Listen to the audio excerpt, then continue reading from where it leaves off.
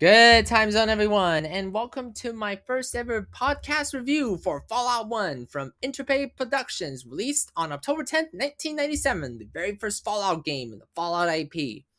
With the show bringing researchers to the IP, everyone and their mom is currently playing through the Fallout franchise, or at least the ones that can be playable anyway. There's Fallout 1, Fallout 2, Fallout Tactics, there's Fallout Brotherhood of Steel for the PlayStation 2, there's also Fallout 3, Fallout 4, Fallout 76, Fallout New Vegas. There's so much Fallout. There's so much Fallout. I cannot even begin to tell you how much Fallout there is. But today we're reviewing the first one, the tough as nails Fallout game. All right, so where to begin with this one? Where to begin? There's just so many things I want to talk about Fallout 1, but I don't want to spoil it because, well, I'm going to try to keep it as light as possible because I think everyone needs to understand that this game is not meant to be taken very lightly because these two games are, Fallout 1 and 2 are just different beasts within the Fallout IP. Same thing for Fallout Tactics. There's just different beasts from the more modern Fallout games, and for good reason. It's not just the technical issues, but it's the gameplay mechanics, it's the gameplay systems. Perks and stats that you think are useless are actually useful in this game. They can break your game in a very hilarious and positive way. This title is isometric. It's top down. It's point and click. It's a turn-based RPG when it comes to the combat systems. But the turn-based is a little bit weird. It's more of, you don't take control of your party members. It's more of, you just see the party, you just see the battle, like the enemies walk around and all that. Same thing with your party members, if you choose to have party members. And I recommend party members because if you level up poorly, holy crap, will endgame be extremely difficult for you, even on easy mode. My God. I recommend the Nearly Ultimate Fallout Guide by Per Joiner. If you want to go in blind, that's fine, but I really recommend getting a notepad for that because this game does not hold your hand. This game does not tell you where you need to go. It only gives you Vault 15 at the beginning of the game, and the rest is you have to investigate, you have to ask around, and pray to God you are able to connect the dots and figure out where you need to go. I recommend reading the Fallout manual that comes with the game. And finally, I recommend going through, if you're going to go through the presets, and actually the Nearly Ultimate Fallout Guide goes against that, because the Near Ultimate Fallout Guide it's kind of weird. Basically, the Fallout Guide frames it that these presets are good, but you'll be soft locked into these specific builds because you can't just become, you know that Skyrim meme where you're like, oh, I want to be a warrior, you end up as a stealth archer. Well, here in Fallout 1, you cannot fuck around and find out. You cannot be the jack of all trades. You have to be, you have to find a specific build where it is on the internet and go with that specific build. Nearly Ultimate Fallout Guide recommends some of the best builds, and these builds have worked in the past for a lot of people, and I highly recommend it. Trust me, this guide will save your life if you are trying to figure out how to level up properly, what perks to pick. Just trust me when I say this. Do not go in. Do not have this cocky arrogance of like, oh, I played these games before. It's like, have you really played Fallout 1? Because let me tell you, the first half of this game is very brutal, especially if you don't know how to really play the game to its fullest potential, which we are going to talk about right now.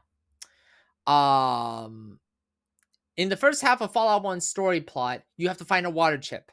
Yes, the timer. The shiver down everyone's back when you hear about that. It gives some PTSD, some Vietnam PTSD. And it's true, because as soon as this quest begins, and I recommend saving it once you exit the vault and talk to your overseer or whatnot, because again, this game does not fuck around and find out. If you just play like a typical Fallout game, from like if you go into this with a modern Fallout perspective, you're gonna get a lot of game overs from the first half alone, and that's because you fucked around and find out. There's no quest markers. The save system, you have to save constantly and consistently with the right file name. Let me specify that with the right file name, because you might end up going back to a save that's ways back, which is great for you, but now you have to retrace all your steps again. But you don't want to save right before like a game over or whatnot. You want to save at certain intervals, like, okay, like for example, if you know there's a combat system here, or a combat situation here, and then you go a few clicks up and then boom, another combat situation. Always save before every combat situation and after every combat situation. The game highly encourages you to save and save often, because it's not the crashes you have to just worried about if you do get random crashes, but also the fact that if you level up wrong, if you play to your build poorly, you are getting a lot of game overs. I've gotten so many game overs from my playthrough, and that's because I might have leveled up wrong, or I fucked around and find out, and yeah, this is the brutality of the first two games. You do have companions in this game, but they do not have armor. They have their specific character models, so you can't just give them the only power armor in the game. No, you are the only person that can equip this that any sort of armor, uh any sort of gun that you have. Well, I would say any sort of gun, because again, you have to go by a very specific build. Like for example, Ian only works with small guns and knives. Give him small guns. Tycho only works with rifles and I believe melee weapons as well. Give him that. Don't give him a shotgun, because a shotgun is useless. Any weapons you find that are excessive, sell them. I know there's also the repair as well, but ultimately, the repairing system and repair your weapons and whatnot. But ultimately, if you level up correctly, you don't really need to use your repair all that much. And the only and the only way you can like give your companions stuff is by bartering with them, and or reverse stealing, pickpocketing. I still remember that was like a thing in Skyrim on the PlayStation 3, where everyone would try to reverse pickpocket, like say Lydia, for example, to give her Forsworn armor. You know, that was something I didn't know that could happen. But anyways, and when anyone asks, "Oh, but I gave Tycho a sniper rifle, and I don't see the sniper rifle," the game will let you know if he has a sniper rifle or not. He doesn't tell the companions don't tell you like, "Oh yeah, I have this gun." It's like, no, the game doesn't tell you. The game doesn't tell you if it's equipped or not. You just have to assume this motherfucker has the sniper rifle, based upon the combat log, and the combat log, I believe there's no way to access it either. If there is, then great. I forgot to read the manual. Then this is why the manual is important. Right.